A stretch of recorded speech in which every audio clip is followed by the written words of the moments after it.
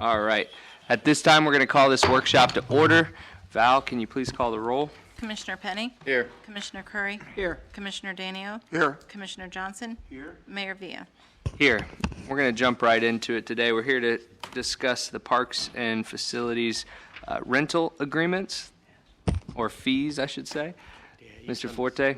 Jumped quick. What's that? Oh, You jumped to you too quick? I got to open it up. That's all good. We're in no rush. Well, we got to be here till 6 anyways to start the regular agenda. Pickleball calling me. But Forrest doesn't get off till 6 anyway. The agenda looks very short today. Yes, it does. That's a good thing. I saw Russ last night. Yeah. He was up there playing. His Oh, kid is pretty good. Is he? Yeah, he's only 9, 10. I mean, you know. Yeah. Can you beat him? I'm not played him, so. He's pretty good, though. I've watched him play. Yeah. Russ is good too, right? Yeah, Russ is pretty good. Now, I have played him. We should start intramural, city against city. He's got Well, a if head you guys start. would get out on a pickleball, You remember, court, you might be able to. I raced him down the side. I Oh, rappelled yes, down the that's side of the right. one Daytona building, and I beat him. So now he's looking to beat me in something, so he's practicing up on pickleball. So I got to get down there You better get over there and get before he some lessons. challenges me. Yeah. You get the home court advantage. It's true.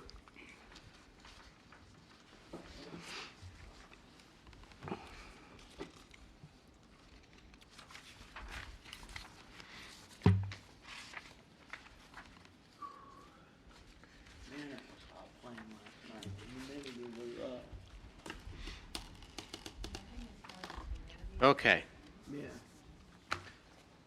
So Steve put the agenda item together, so I'll read through it, and I'll give you kind of a scenario of what we're talking about in terms of our rental rates for our parks, Seeker Hall, and the clubhouse compared to some of the surrounding cities, and then a recommendation for what we think should be the rate increase. And then if you're so inclined to agree with us or modify that, we'll then bring that forward in the rate resolution change that we'll probably bring back somewhere in August. We'll do another work session on all of the rate changes on that rate resolution and then bring back a whole resolution change. So he did an analysis concerning the rental rates adopted by the city compared to the other local cities. The results of the analysis suggest that the city of Holly Hill is significantly undercharging for rentals at Seeker Hall, the clubhouse, and the parks. The citywide fee schedule adopted by the Commission on August 25th of 2020 set the rate of rentals of a room at Seeker Hall at $25 per hour with a 2-hour minimum. The clubhouse was set at $10 per hour with a 2-hour minimum, and the park pavilion reservations at $8 per hour. And that's all contained in the attachments. That's actually in Exhibit A. For comparison, the maximum occupancy of Seeker Hall, there's three primary rooms. One holds 61 people, the other 79 people, and another, room 3, holds 76 people. In the city of South Daytona, they have 2 rooms available to rent at the Piggott Center. One room is smaller than what we have at Seeker Hall. They occupy 35 people, while the other is much larger, that occupies 100 people. The rental rates for those rooms are $45 per hour and $55 per hour. Only the full building is rented on the weekends at a rate of $125 per hour. Park rentals available in the city of South Daytona include pavilions at $30 per 3-hour increments or a reservation of Reed Canal Park at a cost of $1,500 per hour. And their information is... Per day. I'm sorry, per day. I said hour. Who caught that? The Johns. Somebody's paying attention. So that's Johns. That's contained in Exhibit B. For Daytona Beach Shores, they have 3 rooms available to rent at their community center. One is comparable to the Seeker Hall rooms with a capacity of 72 people. The rental rate for their room is $50 per hour on the weekdays and $150 per hour on the weekends and holidays. And that's contained in Exhibit C. Ormond Beach has activity rooms available to rent at the South Ormond Neighborhood Center. Their rooms are a little bit larger than the Seeker Hall rooms and offer maximum capacity of 100 people. Their rental rates are variable with residential rate of $64 per 2-hour increments, but there's an additional charge of $23 for utilities and a rental rate of $1 per chair and $8 per table. And that's contained in Exhibit D. Volusia County offers pavilion rentals in parks.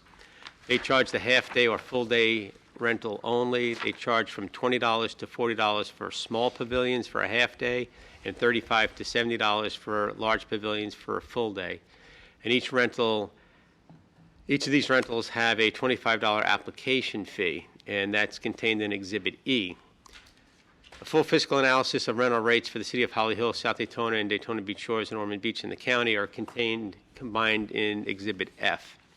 The revenues generated from Seca Hall were $10,472 in 2018, $8,835 in 2019.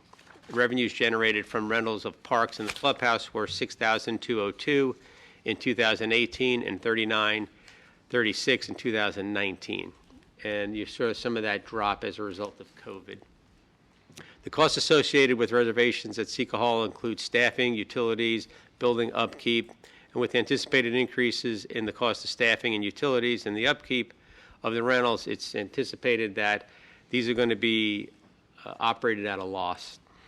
The costs associated with the reservations at the clubhouse don't necessarily require the amount of active staffing, but still incur operational expenses and upkeep. So the staff is recommending increasing the fees for rentals to the following levels. For Seca Hall, it would be $45 for room 1, $80 for room 2, and $100 for room 3. For 2 rooms per hour or 3 I'm rooms. sorry, I did that the first time. $45 for a single room, $80 if you're renting 2 rooms, and $100 if you're renting 3 rooms, each for a 2-hour minimum. And then we also charge a $100 non-refundable alcohol fee and a $100 refundable deposit. And then there's a $30 room setup fee where we arrange the tables and chairs however the person renting the room sees fit. It is recommended to offer discounts to long-term renters in order to encourage rental stability. So, for example, we do have several agencies that will rent Seca Hall. We used to have the Gem Society. We used to have the Orchid Society. And if they rent on a regular basis, we'll give them a discounted rate. The park pavilions, we're recommending $10 per hour. Currently, it's at $8 with a 3-hour minimum and a $25 refundable deposit. And for the other parks, Ross Point, Riverside Park, $60 per hour, which is currently $50 at a 3-hour minimum with a $100 deposit. So that's kind of where we are in comparisons and what we recommend for increasing the rates. Even with the increase in rates, they're still very, very competitive to what the surrounding cities are doing. All right. Thank you, Joe. Are there any questions right now? Yes, Mr. Penny. Joe, I think we compare most closely to the Piggott Center. Right. Do we know the cooking do they have the same type of warming kitchen down there that we do, or do they have cooking capabilities? Does anyone know? I don't remember. I know I've never gone back to see a kitchen back there, so I don't know if they have a facility. Most places today prefer that you not cook on site. I've learned that a lot over the last 3 years in Weddings? planning 3 weddings. A lot of the facilities that do have cooking facilities would rather you not cook on site, even if you hire a third-party company to do it. And even the third-party companies, the caterers, would rather make their food in their own facility and bring it in warming trays on site. There's a whole health department, warming, so it becomes a liability issue for the facility and a liability issue for the catering company because it's not their equipment, they're not used to it. So while I used to think that we used to have the cooking facilities at Seca Hall. Sometime after I left in 2008, they were taken out, probably for good reason, I don't know, but it doesn't make sense at this point to put cooking facilities back in because I don't think you're going to get a catering company to come in to actually use that facility. Now you might get the typical mom and pop family that wants to come in and they'll use the cooking facility, but that's an even greater risk, I think, if they're going to do that. Thank you, sir. So explain to me on Sika Hall, why would we charge a $100 non-refundable alcohol fee? What is that for? Why is that non-refundable? I'm going to probably have Steve come up. I think that most agencies are charging that fee. Okay, Mr. Youngs? Yes, sir. The other cities are charging non-refundables. And the reason is probably there's going to be more cleanup and that sort of thing. There could be more damage to the building. I guess I wouldn't call it a non-refundable alcohol fee. I think I would just call it an alcohol fee. Right.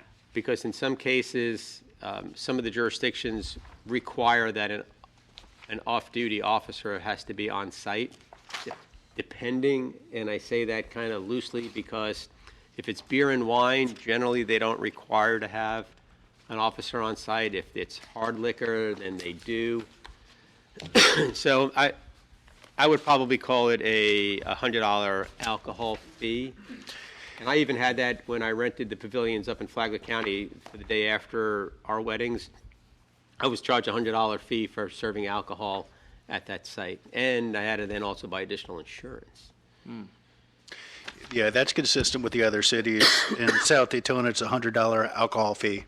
And in Daytona Beach Shores, it's a $200 alcohol fee. And they're both non-refundable.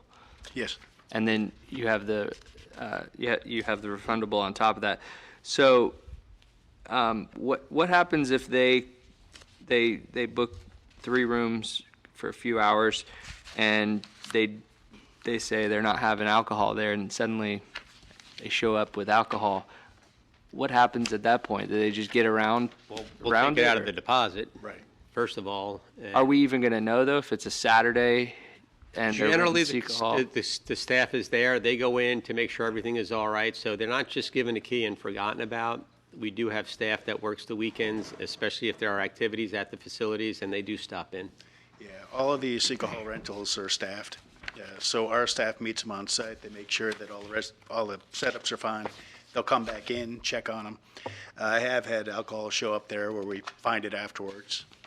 So, yeah, we want to keep it close. And that's part of what we're saying, the cost to operate the facility is if we're staffing these events, and it's not just the alcohol events, we do staff when the Gem Society is there. We have to make sure that the doors are open, that, something goes wrong, there's a staff member there to help them out. And when you consider the employee hourly rate that we have to charge, the fully loaded rate, we're even at $45 an hour, we're really not making money. Right. Right. Probably not making any money right now, right? Once you look at Right now, for the fully loaded rate, probably not, no. No, there's the fully loaded rate, and then there's the utility fee, which is around $22.25 a day, is what it costs for energy over there. The capital improvements, we're not set out to make money. That's not the goal. Right.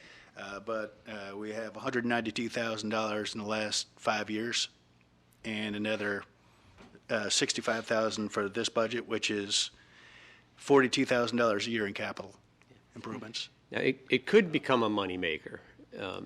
As we bring revenue in and we fix the building up and we fix the facade on the outside and the landscaping and make it a more attractive place to have events, you may find, to rent the facility for a wedding is going to cost about $5,000 just for the facility. And, At least, granted, they're nicer facilities, Right. they're prettier, they've got more decor, but there are people that can't afford that. Then you've got this, which they might say, well, it's not as pretty as we want. So if we step up our game and make it a more attractive facility, I think we'll catch that group of people that can't afford the $5,000 rental, Right. but maybe for a wedding, they could afford $1,000. right. You don't want to rent out the gym somewhere. Yeah. Right. Years ago, it used to be, well, we'll go to the VFW, or something like that, and they'd have events there. Well, this is kind of like in between, could be in between the VFW, Knights of Columbus, the Elks, whatever, the Moose Lodges, Yeah. to the fancier places, and this would be something in between that I think we could start to make a profit off of. So let me ask you a question. With some other cities charging, so if there's alcohol involved, they may require you to get insurance. Maybe it's more of a question for you, John.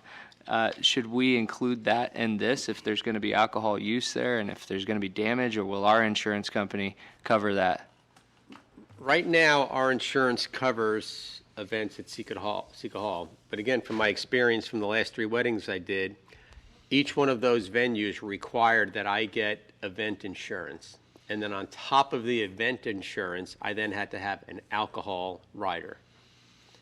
So, and those cost a couple $100, Right. several $100. Probably $300 for the day. Yeah.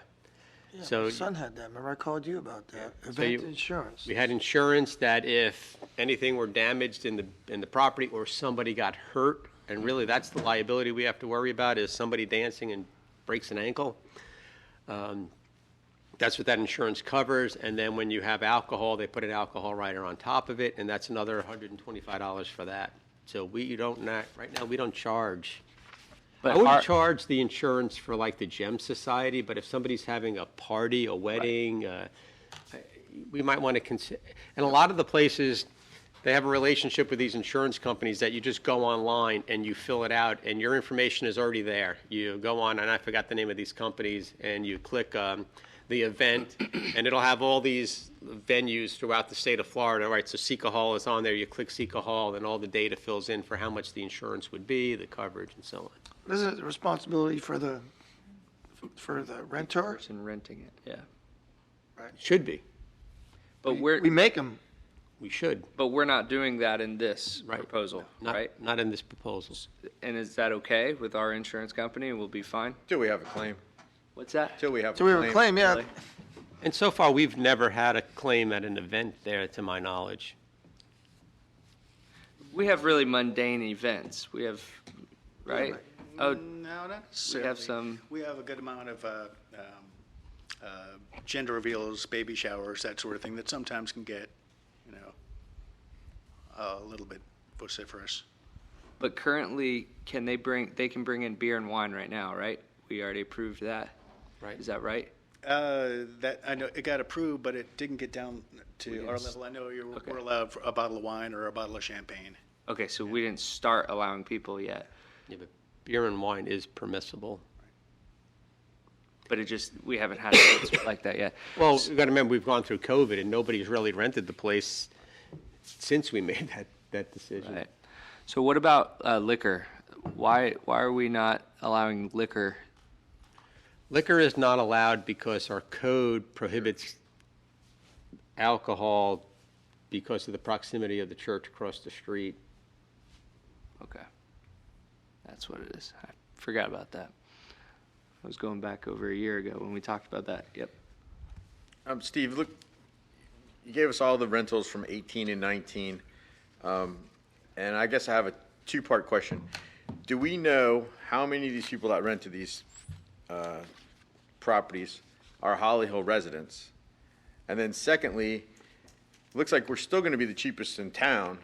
So should we consider charging an out-of-town rate for Ormond people that might want to come use our facility, or Port Orange people? I'm going to jump in here real quick. Typically, when you have, especially organizations that want to rent month to month, every month, like the Gem Society, or the Orchid Society, or even smaller organizations that want to come in just one time or once a quarter, there's always somebody in the organization that lives in Holly Hill. And that's the person they send in to rent the facility, so they always get the residential rate. Okay. So we could attempt to do a resident rate versus a non-resident rate. We did about 2 years ago. We had somebody so desperate, they actually came up from South Florida because there were no facilities available in the short term that they had, and they actually had it at Seacole Hall. So we could attempt to do an out-of-city rate, but I think we're going to be met with most people. Somebody's going to live in Holly Hill that's going to be part of their event, and it's going to save them the money because they're going to register it in their name. Only reason I bring, the night before the art show this past year, there was a large group of people that showed up at Sunrise Park. And I talked to them and asked them why they were there.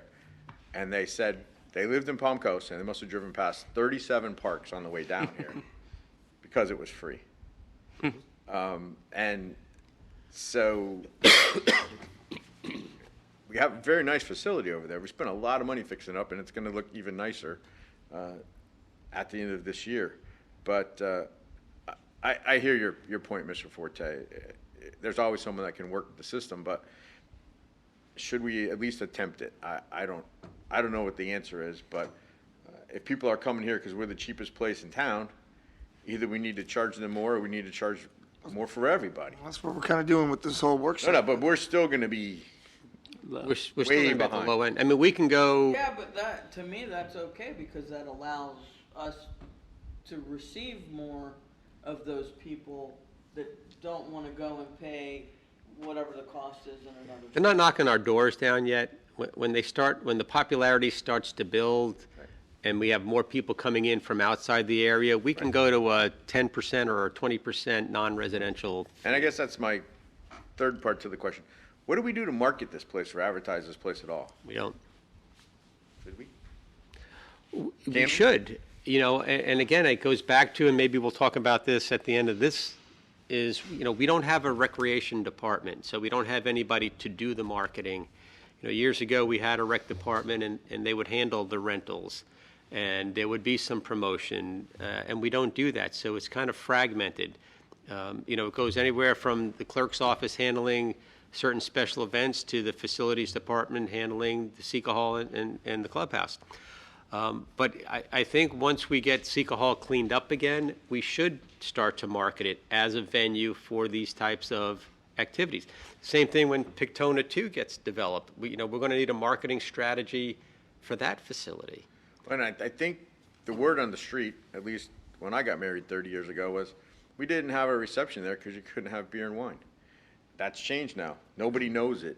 So once that hits the street, I think people are going to it's going to become more popular. And then once it becomes more popular, we need to come back and look at this and make sure that, it's a money-losing venue. But Right. do we want to lose money or do we want to try to break even on it? So. There's also, the thing is, if we're going to raise the prices, it's like I think about, you raise them all at once, or you raise them a little bit, and then in another year you raise them again. It's like, do it now and be done with it? Or, Again, I think it's supply and demand. As the demand increases, then we should increase the rate. But I wouldn't increase the rate too fast because it may turn people off or turn them Right. away. So as popularity increases and the demand goes up, then the rate will increase. yeah, but don't you think the same type of people are going to be renting it? And how many times you want to raise the price? No, it's not going to be the same type of people renting it. It's going to be based on its popularity. And like Commissioner Penny was saying, as the word gets out and more people go, oh, I didn't know that facility was available, you're going to get a pocket of clientele of people that fit in that bucket that aren't going to be able to afford the $5,000 rental space and don't want to go to the local VFW, that this is the mid-range thing. And I think eventually you'll get $1,000 to allow somebody to have a wedding there without blinking an eye. Yeah, these venues are so expensive. Why do you think it declined so much from 18 to 19? You think it's going COVID. COVID. Oh, no, that wasn't 19. COVID was, COVID did We don't have the COVID numbers yet. It wasn't until 20. Yeah, we don't have the 20 numbers. No, not yet. it dropped considerably between 18 and 19. yeah. Yeah, it did. So do you think it's on a steady decline or is it coming back?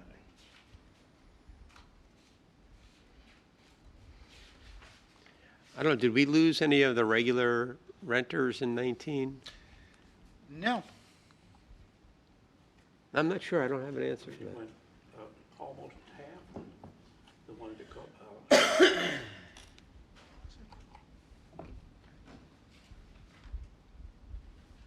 Well, it was 10,472 in 18 and 8835 in 19.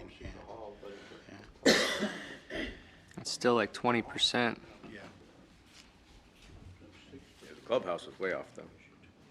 Yeah.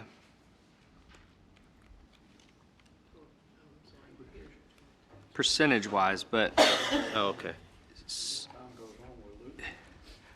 how often, Steve, do we have people trying to rent it and it's already booked? I really want to rent it in a month from now, these pavilions, and they're they're booked. Oh, man. How many times, do you have any idea, or would only utility billing know that?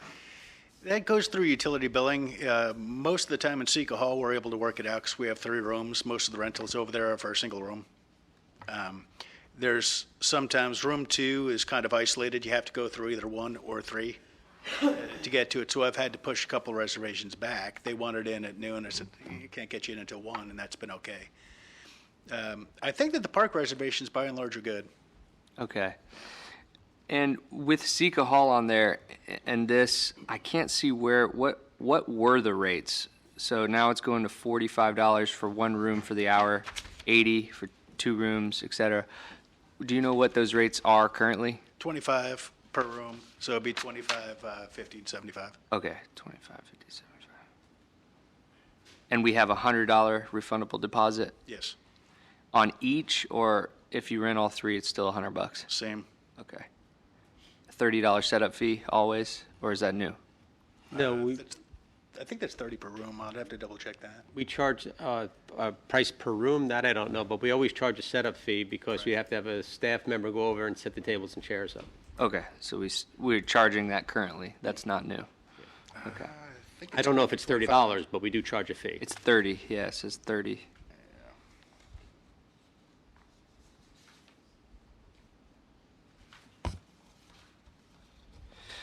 Another quick question is, Joe, when was the last time that, I know that we approve these fees every year, but we haven't raised them in quite some time. When were these put in, roughly? You don't need to give me a year, but 20 years? No, we've raised, originally were they put in? I mean, these rates, because we approve them every year, but we don't really raise them like we're talking about now. We did increase the rates not too long ago. 3 years ago. Really? Since I'm back, we've raised the Just rates. very minimally. And we did get complaints. The Gem Society complained, or the Orchid Society, one of them complained that, and here's what you're going to get from some of them is, we're a nonprofit. We're just a group of people that want to have a place to meet. And, well, that's fine, except there's an expense to that. Right. There's our staff time, there's the overhead. Electricity, yeah. Electricity, there's air conditioning, and they're coming here primarily because it's a cheap place to get together. Well, it still is cheap. Still cheap at the new rates. Yeah, it really is. Yeah. I mean, I rented a pavilion for my daughter's birthday just like 4 months ago, and it was so cheap compared to what a birthday costs at a lot of other places. Yeah. So it's still very affordable, and I like that the park pavilions are not going up that much, because that truly is something that's really good for our And remember, citizens to be able to come and use those. the park pavilions are a guarantee. Yeah, right. They If can you come wanted for to free. take the risk and have a party in one of the pavilions on the weekend and hope that it's not rented, that's up to you. But if it is rented, obviously we're going to make sure that the people renting it are afforded the. Or somebody's there before you. Yeah. Right. That happened with us, but we just kind of let them do their thing, and then they ended up leaving. So, are there any other questions? I don't have any questions per se, but I don't have a problem supporting this, even with the decline in the figures, only because I know we're doing repairs and we're fixing it up over there, making it nicer and more desirable.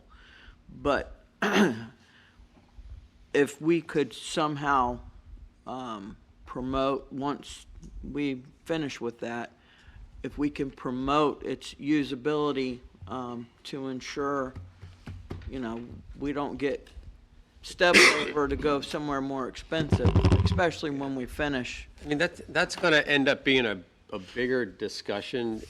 Just as an example, now Pictona is hiring somebody specifically to market their facility, because they have one person that does, I'm not sure what Sarah's title Yeah. is, but I don't remember media. her social title. media, but they're going to hire somebody now to market it, and that is important, and we don't have the staff to do marketing. Like I said, when we had a recreation department, we had at least 4 employees over there, and they would handle those things, and we don't have it anymore. So it's tough to assign somebody to become the marketing person, because there is a skill in marketing, as you know, you of all people should know. I can't go out there and market something. I market it inappropriately or wrong, and I do a disservice. So there is a skill and a talent to a marketing concept. The only like breaks I would put on that, Commissioner, is if we're not necessarily going to make money, especially at these rates, then I don't necessarily want to be paying a marketer to go out to market it, so that way we just have more people No, but- using it. But I mean, we could use we other. should be able to advertise it and market it by our Facebook page Right. and just Our water bill potentially. things that are at our fingertips to utilize. Right, right. We can go so simple as to just hire a marketing company to put together a brochure. Right, right. It's got pictures, it's got information about the rooms. Right. It does have a warming facility in there. And then it can be listed on these wedding venue things Yeah. if we were going to go down that Yeah. route Put it in the water bill. very things like that. cheaply. Yeah, we don't even Say- have that. Yeah. Yeah, water Add bill. it to the water bill. Something like that is what I'm talking about. Right. Just simple. I don't mean go out and get a marketing director. No, in. we can probably budget $1,000 or $2,000 to put together a marketing brochure. And I think it's important, like Commissioner Penny pointed out, with the alcohol. A lot of people don't realize that, and I Yeah. tend to forget about it. That's true. Because you drank too much. Apparently, and didn't realize it. We don't have the 2021 numbers in yet, obviously, but the usage is increasing too. We averaged a little over 8 reservations a month in 19, under 8 in 2020, around 7.75. So far this year, we're at 10.5. Wow. So it's up a lot, but that is kind of for the wrong reasons. I think the word has gotten out that it's very inexpensive. Oh, really? People want to get out too, man. They've been Yeah. We had, year, Yeah. people getting out for everything. 16, Look at the memorial service. 16 reservations in April, 17 in May. So we're, What is that for? For just anything? yeah, again, So an it's awful not lot of specifically for Sika. graduation. Well, no, that's just Seco Hall. Oh, it's just, okay. Yeah. And that's mostly gender reveals and birthday parties and retirements and that sort of thing. We have, our standard Tomoka Jam neighborhood watch. We have 2 churches that are in there every week. Wow. Yeah, so we're having multiple every weekend. Yes. And are we paying staff overtime for that, to come in for that, or is that Only in problem rentals, and it's very rare. And then we'll have to keep, only with what? with problem rentals, if somebody's supposed to be out at 8 and at 8:45, they're still, that's the only time we face that, and then we'd have to keep their deposit. Oh, okay. Yeah, Mr. Penny. Where are we at with exterior renovations, time frame, so forth? Right. It's going to be done during this fiscal year, or it's going to be started during this fiscal year. This was only held up because we have so many projects happening at the same time that I want to make sure I can look over it properly. But we have 3 parts. It's going to be replacing the sign, it's going to be fixing the landscaping, and it's going to be painting the shake siding on the top.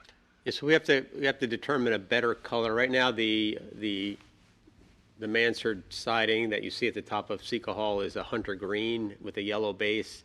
And we want to do something to really freshen that up a little bit. It's a dated style, which you really can't do much about. I don't think we should put forth the expense of changing those shakes out on the top, but we should do something that's going to brighten that facility up and make it look a little bit better.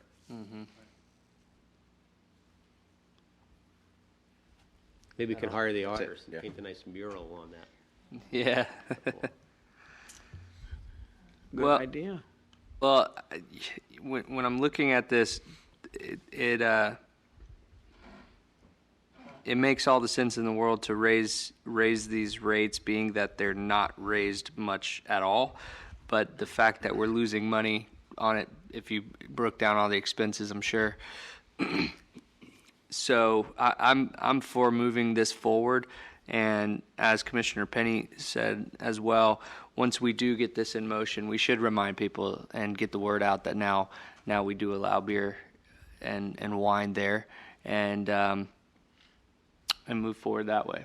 So, I can support that. does anybody else have any comments? No? All right. Well, Thanks, Steve. Thanks. you have your Thank you, direction Steve. on this. Thank you very much, Steve. And now we'll go to contractor permit fees. Yeah, so Brian is here, and He comes into my office quite frequently now that we have a lot of contractors doing business in the city who are not obtaining the proper permits. And it's not so much that you occasionally will get somebody that truly forgets to get a permit or didn't know they had to get a permit. And those are mostly your property owners, your homeowners. But we're finding a lot more contractors are coming in and not obtaining permits.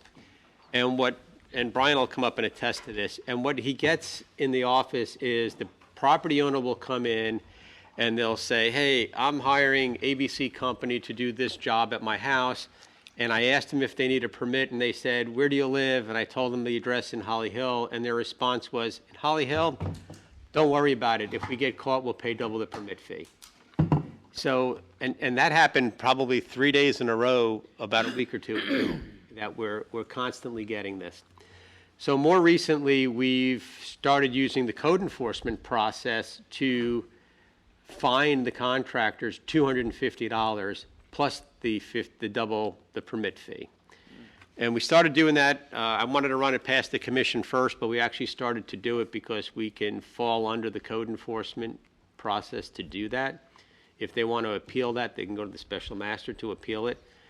We did get the attention of a couple of contractors who have done work, but it's happening almost on a daily basis where contractors are coming in and doing work in the city without getting a permit because the penalty is so small, it's worth the risk of not getting the permit. So you're popping them with a code enforcement $250 fine, and then what is the fine for not getting a? It's double the permit fee, Oh, and so double the whatever. permit fee could be as little as $50 in Depending some on what the cases. permit is. You know, it's rather nominal, and that's why the contractors are, you know, they're taking the risk of, you know, I'd rather get this job in and done and out and not get caught, and if I do, all right, so it would cost me $50. So, and you were getting a lot, you know, it used to just be a weekend thing, but it's happening all week long. So why are we not charging more for our fines? Do you want that's- Brian to that's why speak we're to here. any of that? That's why we're talking about it, is I want to increase the fine to $250. Actually, I want to increase it $250 for the first offense and go to $500 for a second offense. And these, Why was it ever that way to begin with? I just don't most cities understand. charge double the permit fee. Oh. That's all that they charge. But they're more likely to get caught in other cities because they have larger staffs driving around noticing it. You know, I've got one building official and a code enforcement officer that if they happen to see it, they'll stop. But by the same token, they have to know what they're looking at. And if you see a dumpster in the driveway, well, that's easy to check to see if there's a permit. But a lot of work gets done where you don't know it's happening inside of a home or inside of a business. Russ, the roofers are inside. No, roofer's gonna have the dumpster, that's what he's saying, those guys you can tell. Roofers we know about.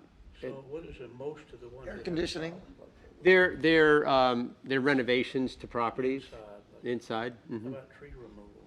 Tree removal, they took the authorization away from the city for tree removals on residential properties. So we don't have that anymore. But sometimes you'll get roofers that'll come in and they'll try to do a roof real quick in 2 days and we don't know about it. And that's still happening. Jeez. So they'll go around and code enforcement will call into the office and see if a certain address has a roof permit pulled. The permit should be posted visibly on the construction site. So if they don't see a permit posted, then they'll call and they'll find out. But anytime, on any construction project, the permit is supposed to be posted visibly so that it can be seen from an inspector from the road. So what's one of the lowest ones, like the $50 permit fee? I'd have to ask What would- Brian, What I would don't- something be like that? Come up. fences, right, Brian? Okay, a fence, Yeah, and that's fences. pretty easy to tell if that happens. But so, here's Well, you'd be surprised, Mayor. Somebody will come in and say they're doing a fence repair, and that fence repair turns into a fence replacement. so you can repair a fence, you can replace slats, you can't take the pole out and put a new pole in, right? So my hesitation is this, is if you have a genuine homeowner that didn't realize he had to pull that permit, then We the don't wanna do that to $50 the fee. homeowner. Oh, it's only the contract? Yeah. Good, Yeah, that's what okay. I was saying. The homeowner, we're going to stick to the double the permit fee. Okay. But it's the contractors that know better. That was my concern, yeah, Yeah. 'cause they have to take classes and they understand what they have to pull permits for. Every Taking a city, risk, they don't get caught. The thing right now is that they're making so much money because of the time, they don't care, and they don't have the time to wait. That's true, So they're rolling dice, and if they get caught, they get caught, and if they don't, they don't. right. and our turnaround time on permits is generally, we tell them 7 to 10 days. It's generally quicker. For the most part, Ricky takes Wednesday to review his permit requests. So we turn them around pretty quick. Other cities, you could be out several weeks. Is Ricky full-time? Oh, yeah. Yeah? And isn't there certain things that we talked about that have less? Yeah, we try to expedite roof permits, especially when you're doing a dry-in and a final, because those are critical to the Right. weather. And we try to expedite HVAC, air conditioning and heating permits. We try to get those done quickly because they are critical. But we're reasonably quick on most of our permit reviews. Do you have anything to add, Brian? Well, I mean, if you're thinking in terms of just numbers, we catch between 25 and 30 contractors doing work a month. Now, some of- Oh, yeah, and sometimes more. I mean, we just on Cabana alone, we caught them, but they were supposed to have pulled 18 permits, so that's one case, but 18 permits that hadn't gotten pulled. So if you just look at, if you just look at 30 permits, and you have an average permit fee of $125, that's almost $4,000 a month in permit fees that we're missing just on the contractors. Now, the problem is worse with homeowners, but as you mentioned, many of them don't know, or they've been told by contractors, you go pull the permit, start the work, and you'll just get the double permit fee. But those are the homeowners. But the contractor problem is bad. At Cabana alone, like I said, it was 18 permits that they did not pull. And What's they're, Cabana? What is that? The Cabana, apartments, next to the Marina Grand. the Blue new Tide. apartment? Oh, okay. The old blue tide, yeah. And actually, we learned that the permit tech in the office of that management company, she actually lost her job because she knew she was supposed to get the permits. She told her boss she got the permits, but she never got the permits. yeah. So if we just look at the last couple of months at a average permit fee of $125, we've lost over $15,000 in revenue, which can be significant over the year. Now, that's just what we catch. Anecdotally, we probably catch 25% or less than what's really going on. Just from people talking in the neighborhood saying, there was a contractor there on Saturday and they were working and they switched out this and switched out that. Well, they were doing work inside. We can't go inside. Once they're gone, there's nothing that we can do. But part of that is if these contractors understand that they're going to get spanked for doing this because they knowingly do it, then the word goes out.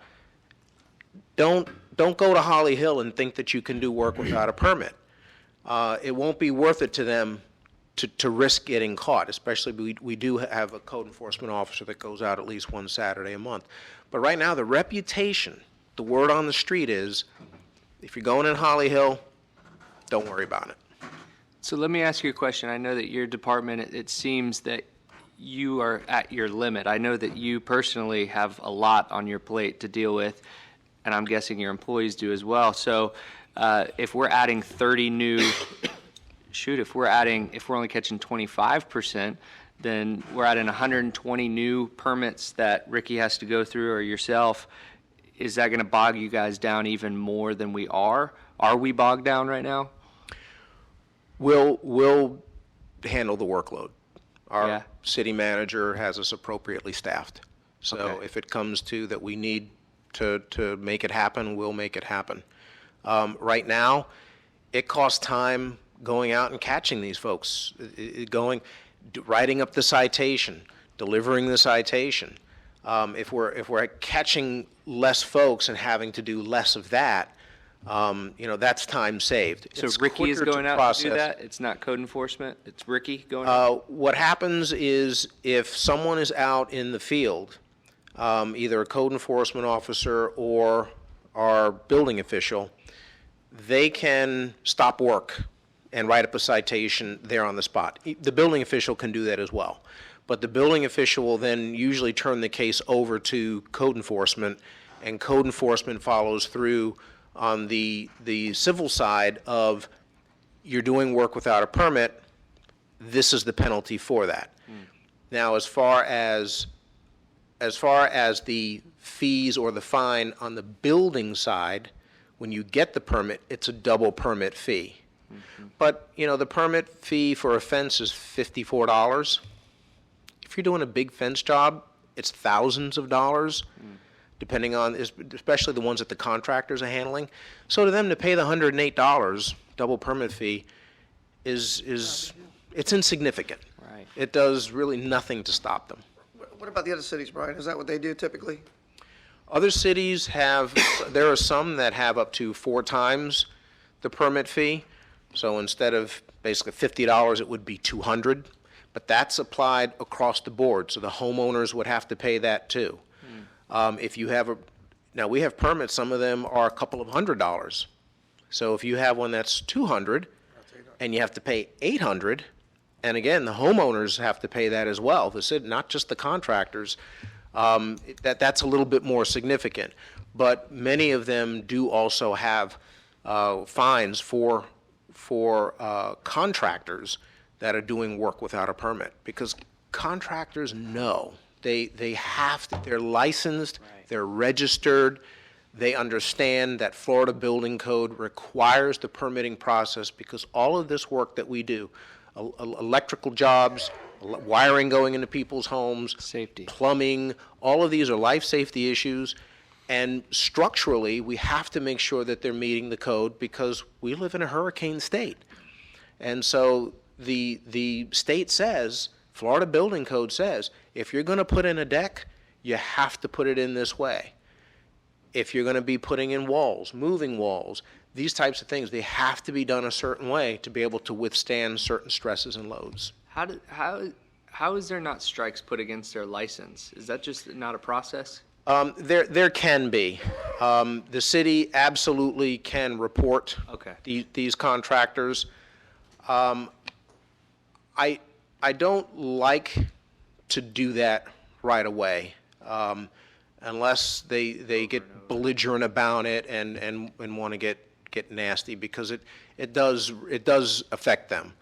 So most of them pay the fee and don't argue it, because they realize that it could be escalated. But with ones that are just repeat offenders and just who have a really bad attitude about it, our building official does know how to escalate it to the appropriate boards. Good. Crazy what if. I hire a roofing contractor, I pay him, comes out, he does the job without a permit.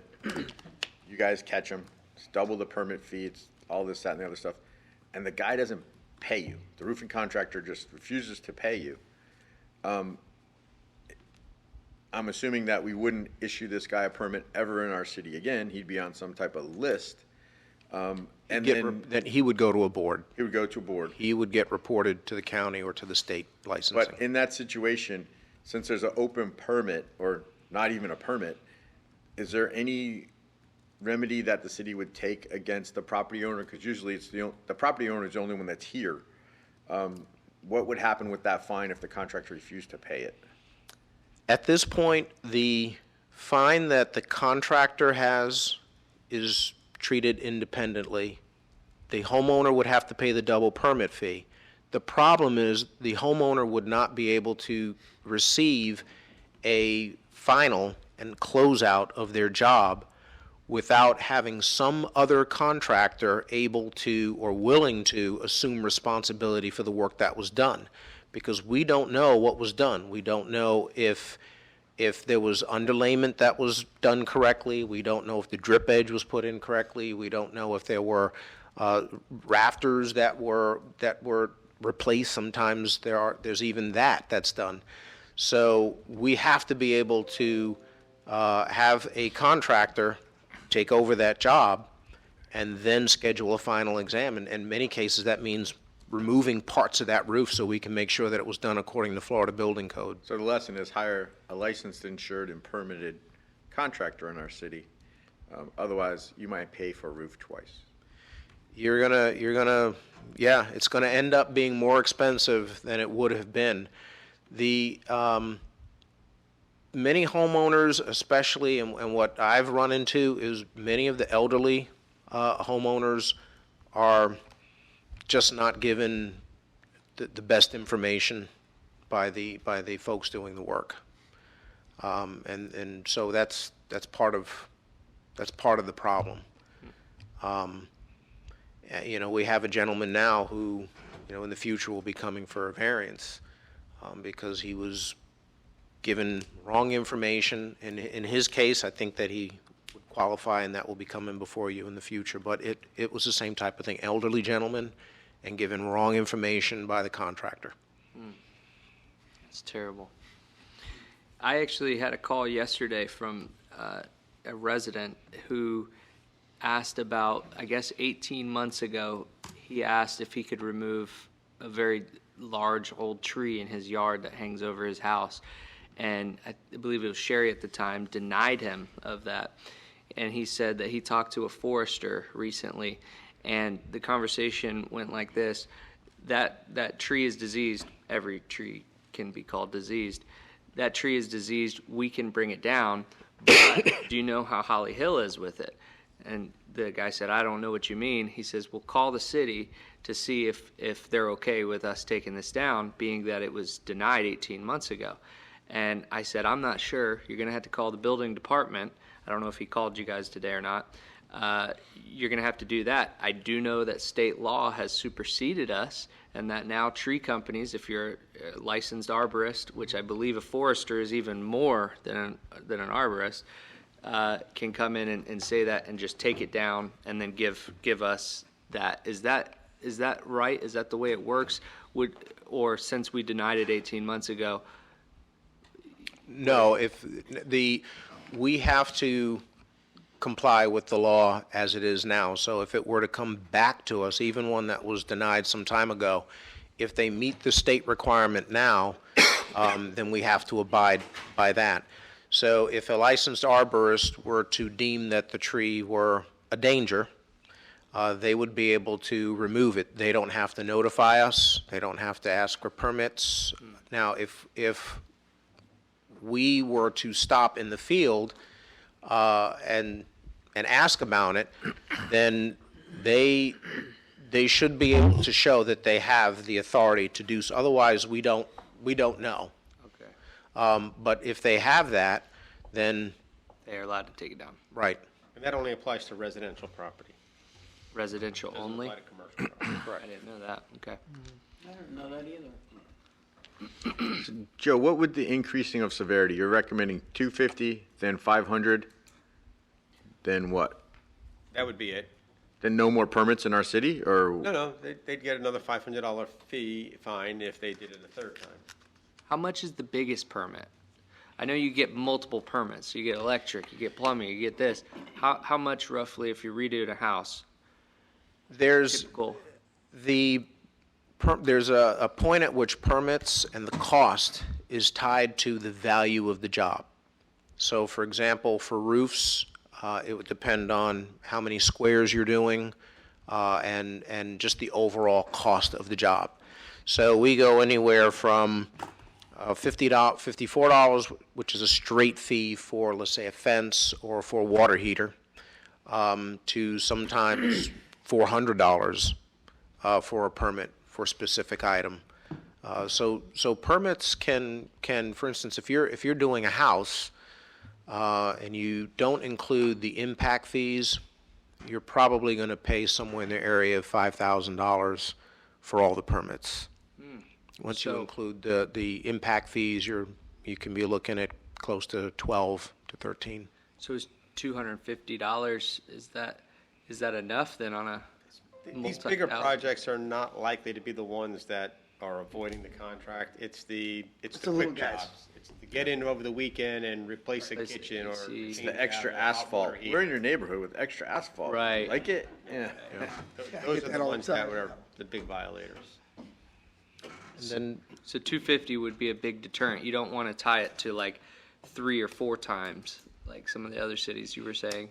if you tie it to 3 or 4 times the permit cost, you're going to affect the homeowners as well. So you can do that, but if you don't want the homeowners to pay more than double, then Because Then they'll keep pass that that. cost on even though it's their fault.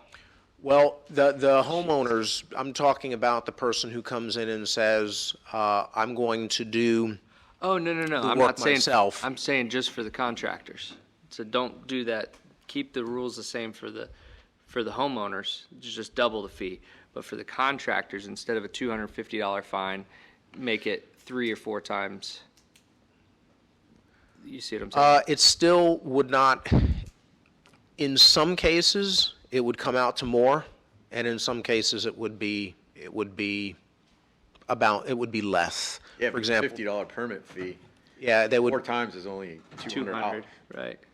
yeah. This is more But kind then of- on a $1,000 permit fee, 250 is only a quarter, as Right. opposed to being Right. 3 or 4,000. You're Right. like, But the I'm $1,000 definitely what pulling we're saying this is the thing. $1,000 permit fee is gonna Yeah. be the job you're not gonna I be think able the to do on the big, weekend. the big permits aren't gonna happen over the weekend. They're gonna be the legitimate contractors, not the guy that slaps a roof on over the weekend. True.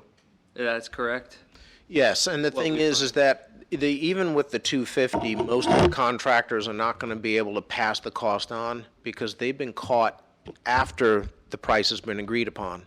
They're already doing the work, so they're in process. They've already worked out the negotiation, given the homeowner the total cost. Now they get caught out there doing the work. Comes So out of they their get- pocket. Yeah. Yeah, and it does get their attention because they come in now and they wonder, what is this 250? I thought it was, they'd say, I thought it was just the double permit fee. I came in, I knew I was going to hit. They say, I knew I was going to hit with the double permit fee. I knew that was coming, but what is this 250?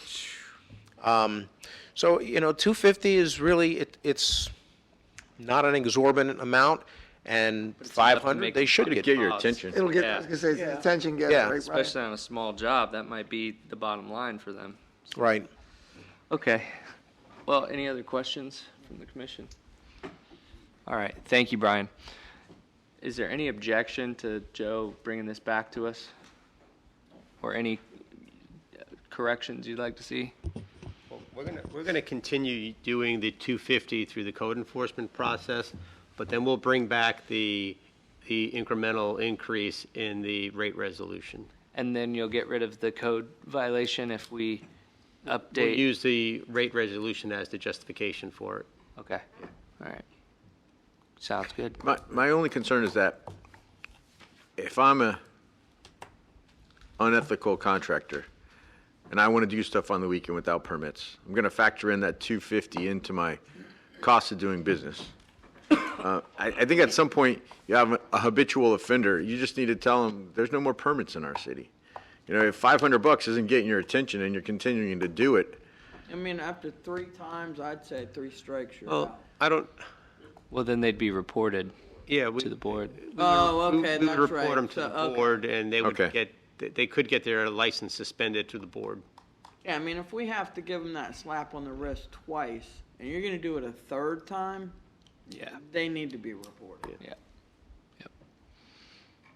All right. Anything further?